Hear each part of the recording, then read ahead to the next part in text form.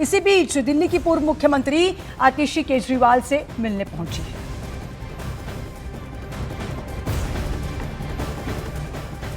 आम आदमी पार्टी एक कट्टर ईमानदार पार्टी है।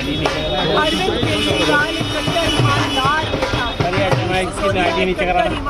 नेता और आज कोर्ट के ऑर्डर ने साबित कर दिया है कि किस तरह से केंद्र सरकार की एजेंसीज ने षड्यंत्र करके बिना ठीक से इन्वेस्टिगेशन किए किस तरह से आरोप लगाए हैं। भारतीय जनता पार्टी का, प्रधानमंत्री नरेंद्र मोदी जी का आज सच पूरे देश के सामने आया। तो देखिए, ये तस्वीरें हम आपको लगातार दिखा रहे हैं जहां पर पूर्व मुख्यमंत्री आतिशी भी अब केजरीवाल के घर पहुंची, उन्हें अभिनंदन करने के लिए, अभिवादन करने के लिए।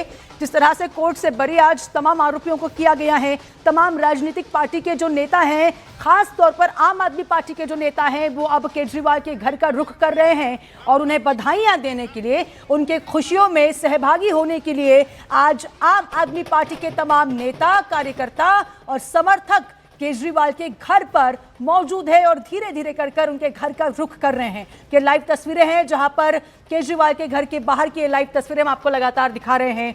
वहीं कोर्ट के फैसले पर आप नेताओं ने खुशी जाहिर की है और बीजेपी पर पूरे षड्यंत्र को रचने का आरोप भी लगाया है।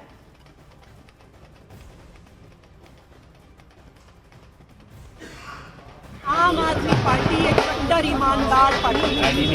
अरविंद केजरीवाल एक कट्टर ईमानदार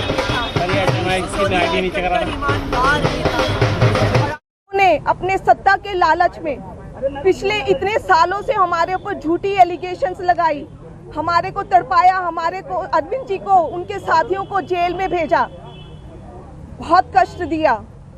लेकिन मुझे विश्वास था कि ईश्वर हमारा साथ देंगे, सच की जीत होगी।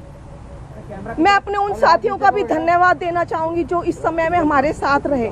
सबका बहुत बहुत धन्यवाद, शुक्रिया। सुनीता जी, आरोप ये लगा था कि भ्रष्टाचार का मामला है और पूरा चुनाव उसी मुद्दे पर लड़ा गया था और सिटिंग मुख्यमंत्री थे जब उनको जेल भेजा गया। आप लोग ही न्याय दीजिए, बताइए कि किसका भ्रष्टाचार था, सत्ता के लालच।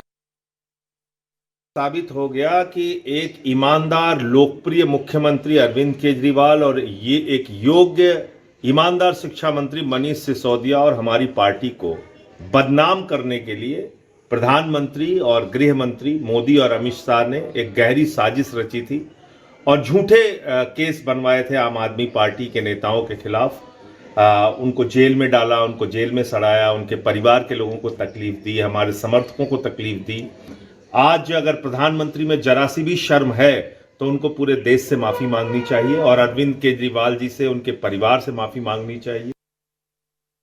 साफ तौर पर आज अदालत के फैसले के बाद ये स्पष्ट हो गया है कि भारतीय जनता पार्टी की सरकार ने, प्रधानमंत्री ने फर्जी शराब घोटाला नहीं हुआ था, ये सीबीआई घोटाला हुआ था। एजेंसियों का दुरुपयोग करके 2 साल तक लगातार